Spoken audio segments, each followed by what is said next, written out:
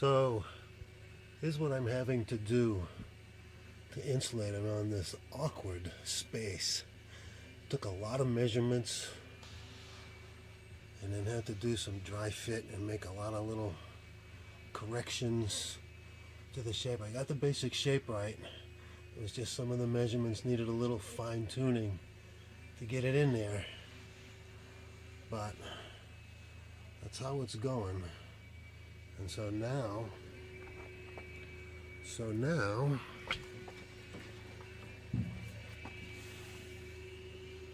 I have to get a piece that will fit here and then all the way down to the floor, and actually I'm going to have it extend out to here so that when the door closes, the insulation material will butt right up against the door, so I can completely close off that space with insulation. So some very tricky cutting. So I'm getting a lot more of the insulation in. It's really tricky. It's really tedious and time consuming. You can see here I've had to cut out for these protrusions from the roof here. See, now this is gonna hang over, not that much actually. When I get this pressed up to the ceiling, it won't hang over that much, but there'll be just a little bit right there, and that's okay. I can live with that. See, when I push that up there.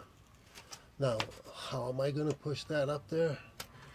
Well, I think what I'm going to have to do is I'm going to have to get some metal bars, some flat bars, plates or whatever, maybe mending plates or something like that, and I'll screw them right into the beam here, and they will stick out on each side of this beam, and they'll act like little brackets to push that stuff up into place. Same way that I did over here. Something similar to that. I use these as brackets to hold that in place. So I'm having to do a lot of cutting and fitting, a lot of intricate cutting and fitting over here. When they installed this receptacle, they didn't give me any slack in the cord here, in the power cord to move this around. So it's jammed up in here pretty tight. So I cannot physically fit a 1-inch sheet behind this receptacle. It just won't go. So I had to cut in this little 1/2-inch piece here, and I'm gonna have to cut another little tiny piece for up in there. And yeah, and then these were those 3 indentations in the bulkhead. They were 1 inch deep, and so I've had to cut. And then there's vertical bars running up here to separate those 3. I don't know why. I guess you might call it corrugation. I don't know. But anyway, so I had to cut them to fit in there and then tape them together at the seams. And down here, not sure what I'm going to do down here.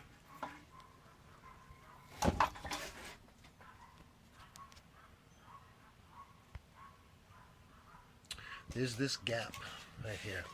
Now the plywood is straight and true. It is flat. So why is there a gap down there? Because this bulkhead is not vertical. It's angled. It's kind of bent there in the middle, it looks like. So I have this gap. Not sure how I'm going to fill that. I could, I suppose, just shove some polyester fiber fill in there. Might not have to do anything with it. I already have the insulation in here between the cab and the box. So maybe I don't have to do anything except maybe just cover it with a vapor barrier. That might be all I need to do there. So yeah, a lot of piecework up in here, cutting little pieces to fit in around this bulkhead. It's got a really strange shape to get around to the passenger side door.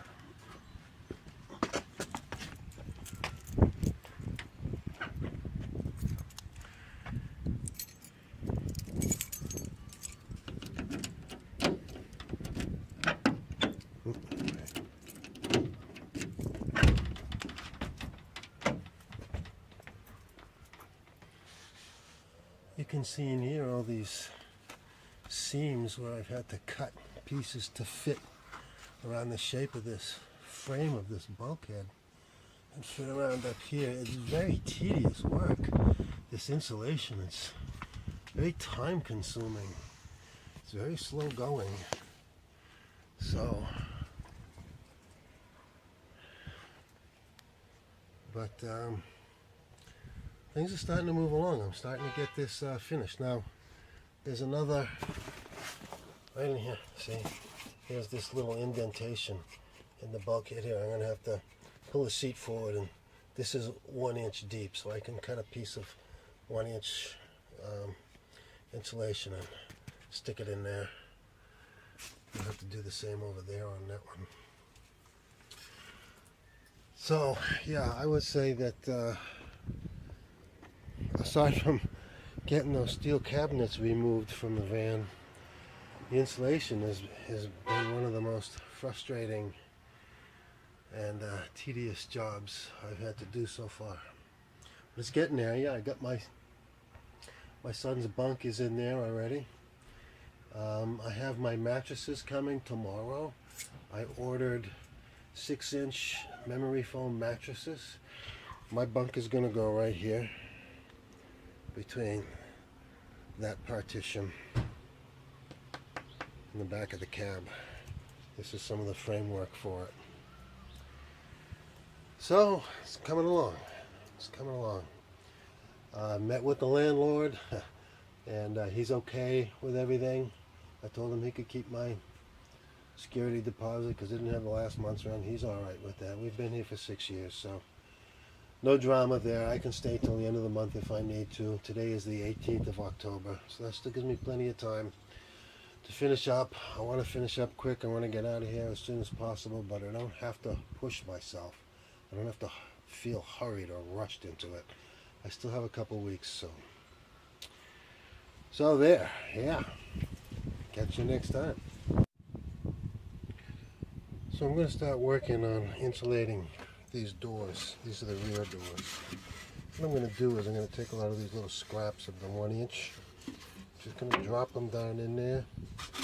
See how well I can fill that space up with just the scrap pieces.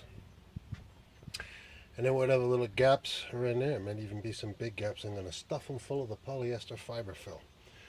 And then I got to get way up in here too. And I'm going to lay a sheet of plastic vapor barrier over it. And then I'm not sure how I'm going to finish off this door. I don't want to have exposed metal that will get condensation on it. I want to cover this stuff with something. Maybe I can buy some fabric, some kind of cheap stick down carpet or something. I don't know.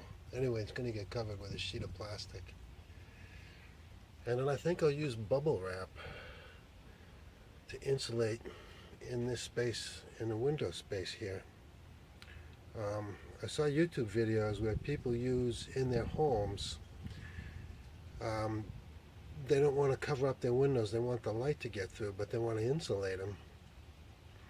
So they use clear bubble wrap, and they say the bigger bubble wrap works best. And you just have to spritz it with a little bit of water and it will stick to the glass. You can just lay it right in. You can put 2 layers or 3 layers or whatever you want. And they say that it's a great insulator. So I think I'm going to try that. I think I'll fill in this windows with the bubble wrap. And then for security at night, we'll just have a sheet of blackout fabric that we can lay over it somehow, maybe with Velcro or something like that. So alright, I'm going to get started on these doors.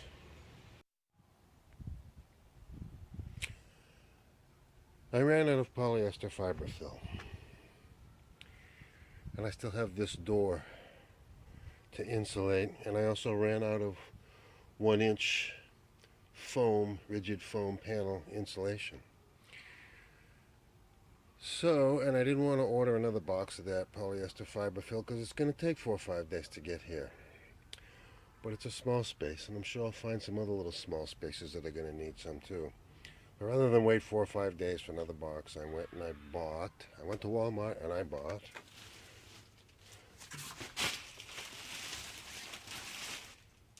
huge pillows, jumbo, stuffed with polyester fiber film.